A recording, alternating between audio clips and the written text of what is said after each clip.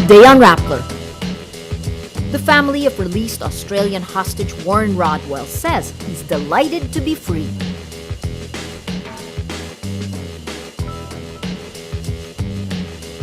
A Hong Kong court rejects a bid to give foreign maids the right to permanent residency.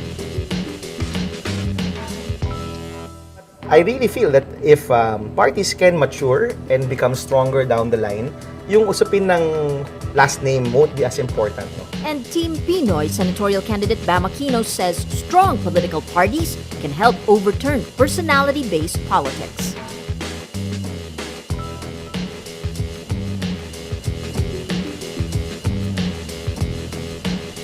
Hello, I'm Maria Ressa.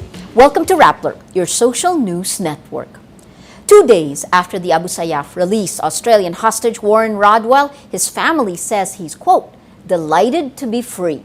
In a statement, Warren's brother Wayne and sister Denise Capello say Rodwell has, quote, lost a lot of weight and is exhausted. He will need medical support as well as time and space to recover.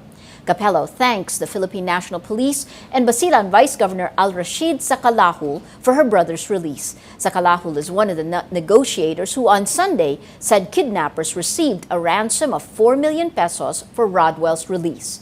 The Philippine and Australian governments state they have a no-ransom policy. Rodwell's sister adds she hopes the kidnappers are brought to justice, quote, so others won't have to experience what Warren has just been through. 54-year-old Rodwell was kidnapped from his home in Ipil, Zamboanga, Sibugay in December 2011 and held hostage for a little more than 15 months. His kidnappers raised his ransom up to $2 million. Wayne asks the media in the Philippines and Australia to respect their family's wish for privacy. Warren Rodwell arrives in Manila Monday afternoon after receiving medical attention in Zamboanga. A classified intelligence document obtained by Rappler from a Western nation shows as of January 18, 2013, the Abu Sayyaf held 11 hostages, 10 of them in Jolo. The 11th, Rodwell, was in Basilan. By the time of Rodwell's release, a little more than 2 months later, there are 6 foreign hostages left, a Japanese, Swiss, Dutch, Jordanian, and 2 Malaysians. Japanese Toshio Ito was kidnapped nearly 3 years ago from Pangutaran Island in Sulu on July 16, 2010. At numbers 3 and 4 are well-known European bird watchers, 53-year-old Dutch Ewald Horn and 48-year-old Lorenzo Vinciguerra. They were bird watching for 4 days on Tawi-Tawi when they were kidnapped by armed men on February 1, 2012. Number 5 is Jordanian Abdullah Achani, better known as Bakar Achani, a well-known journalist with Al Arabiya who interviewed Osama bin Laden. He was kidnapped on June 12, 2012, along with 2 Filipino crew members. His 2 crew members, Ramilito Vela and Rolando Letrero, were freed on February 2 this year after 7 months and 20 days in captivity. Finally, there are 2 Malaysians, Y Tung and G Tung, listed on the January 18th intelligence document. They were kidnapped on November 14, 2012 by 3 armed men from Lahad Datu, Sabah. Hong Kong's top court rules foreign maids are not eligible for permanent residency. The Court of Final Appeal says foreign domestic helpers must return to his or her home country. It adds, admission is not for the purposes of settlement and dependents cannot be brought to reside in Hong Kong. The ruling means maids are excluded from eligibility to settle in Hong Kong without a work visa and access to voting rights. The decision ends a 2-year legal battle by Filipina maid Evangeline Banao Vallejos, a mother of 5 who has lived in Hong Kong since 1986.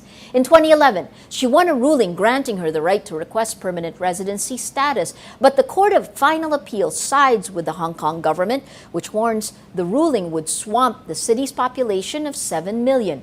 Labor rights group Asian Migrants Coordinating Body protests outside the court, chanting, "No to discrimination," and "We are not slaves." Spokesman Eman Villanueva says the court gave its judicial seal to unfair treatment and the social exclusion of foreign domestic workers in Hong Kong. The government says it is carefully studying the verdict. There are about 1,000 pending applications from foreign maids seeking permanent residency. Former Akbayan Representative Risa Ontiveros asks the Supreme Court to lift the status quo anti-order, stopping the implementation of the reproductive health law. On March 19th, the Supreme Court voted 10-5 to stop the government from implementing the RH law set to take effect March 31. The order will be in effect for 120 days or about 4 months. Lawyer Ibarra Gutierrez III says the RH law should still be implemented because it enjoys the presumption of constitutionality. Ontiveros says the implementing rules and regulations of the law were crafted in consultation with different civil society groups and stakeholders. She adds these must be taken into account by this Honorable Supreme Court in determining whether the status quo ante-order is appropriate at this time. Ontiveros says the RH law does not limit the free exercise of religion, legalize abortion, nor undermine the Filipino family. She adds the petitioners have yet to show they were, quote, adversely affected by the law. Team Pinoy senatorial candidate Bam Aquino says his work in the youth and microfinance sectors gives him first-hand knowledge of the needs of these sectors. Aquino was former chair of the National Youth Commission and a social entrepreneur. One of the projects he co-founded, Hap Pinoy, aims to help and train sari-sari store owners in the Philippines. Our people really are expecting a lot from their leaders, rightfully so. Yes. And I think Pinoy, being the president now, has also raised the bar. No?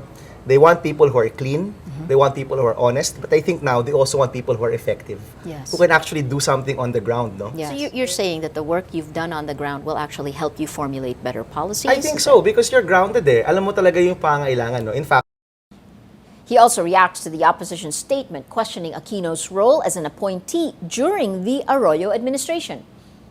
the black propaganda actually centered around that right now, no? But kung tutuusin, none of those really give a clear timeline, no? I was appointed in 2001 as commissioner. Yes. By 2003, I was chairman. By July or August, I think, was Hayat 10 of 2005. Correct. Yes. And shortly after, I finished my term and I was not there anymore. They make it seem like I was there till June 2010, no? I left, I finished my term and I left government in February of 2006. Aquino also comments on the Philippines' political party system. He says strengthening political parties can help solve personality-based politics. People have asked, ano ba yung long-term solution sa dynasty? Ang tingin ko, it's actually strong political parties that can actually, kumbaga, the dynasties won't be as important anymore, no? Yeah. So what we have are basically parties built on personalities, no? And family names. But I really feel that if parties can mature and become stronger down the line, yung usapin ng last name won't be as important, no? President Benigno Aquino says he refuses to sign into law a bill which will give the poor equal access to basic rights and government services because the country can't afford it. The Magna Carta for the Poor seeks to ensure the protection of 5 basic rights of every Filipino: the right to food, employment, quality education, shelter, and basic health services and medicines. Aquino says he finds several provisions of the proposed law unrealistic, particularly the right to shelter, which he said would cost the government at least 2.32 trillion pesos. The government only has a 2.006 trillion peso budget for 2013. Aquino says he disagrees with the provision that will allow those covered by the proposed law to sue the National Housing Authority if it fails to provide housing units. Aquino says in Filipino, "I could have signed this to gain brownie points, but I didn't since I know we won't be able to meet our commitments." Mitos Magsaysay says Aquino's move to veto the Magna Carta for the Poor, quote, shows he has no love and concern for our less fortunate brothers. The president says he directed the Social Cabinet Cluster to draw up a substitute measure which will be submitted to Congress. Let's now look at Rappler's Wrap for today, a list of the 10 most important events around the world you shouldn't miss. At number 5, Pakistan's former military ruler Pervez Musharraf returns after more than 4 years in exile to contest the country's historic general elections on May 11th. Musharraf seized power in a 1999 coup and left the country in August 2008 when Asif Ali Zardari was elected president after the murder of his wife, former Prime Minister Benazir Bhutto. Bhutto's assassination in December 2007 is blamed on Musharraf, but he says the Pakistani Taliban is behind the killing. The Pakistani Taliban also threatened to dispatch suicide bombers to assassinate Musharraf. He became a target for Islamist extremists after making Pakistan a key U.S. ally in the U.S.'s war on terror after the 9/11 attacks. At number 6, Muaz al-Khatib announces his resignation as the president of the main coalition of the Syrian opposition in exile. Khatib, who pushed for talks between the Syrian government and its armed opponents, hits foreign nations for withholding aid to the rebels and for trying to manipulate events for their own interests. A coalition member says Khatib resigned because of interference from Saudi Arabia, which threatened to cut off financing if its favored candidate for prime minister is not elected. Some say Khatib's resignation could set back the opposition's efforts to end the 2-year-old conflict. And at number 9, disease experts call for more research funding to fend off, quote, the very real risk of an untreatable strain of tuberculosis. Extensively drug-resistant TB, thus far reported in 84 countries, does not respond to a wide range of drugs. It requires about 2 years of treatment with more expensive drugs that often cause side effects and offer no guarantee of a cure. The World Health Organization says 8.7 million people fell ill with TB and 1.4 million people died in 2011. Over 95% of TB deaths occur in low and middle income countries. For the full top 10, visit Rappler.com's The Wrap. The Azkals show why they're considered one of the title contenders in the AFC Challenge Cup main tournament in the Maldives in 2014. The Philippine national football team thoroughly outclasses Cambodia 8-0 Sunday night at the rain-soaked Rizal Memorial Football Stadium.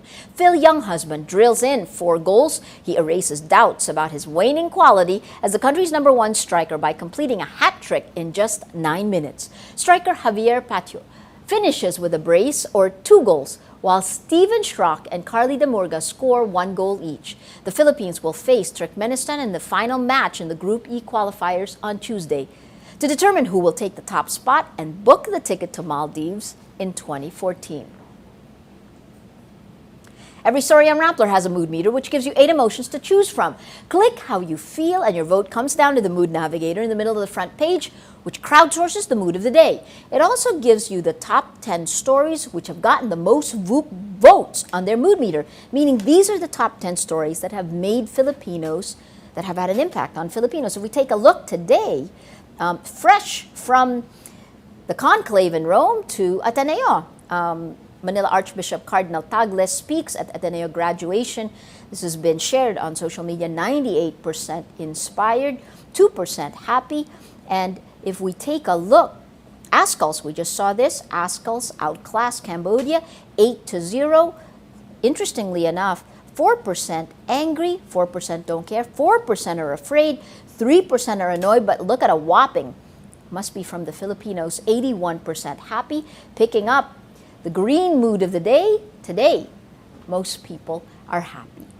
Well, that's Rappler's Newscast for today, Monday, March 25, 2013. Visit Rappler.com and watch our newscast Monday to Friday. Tell us how you feel on our mood meter and help us crowdsource the mood of the day.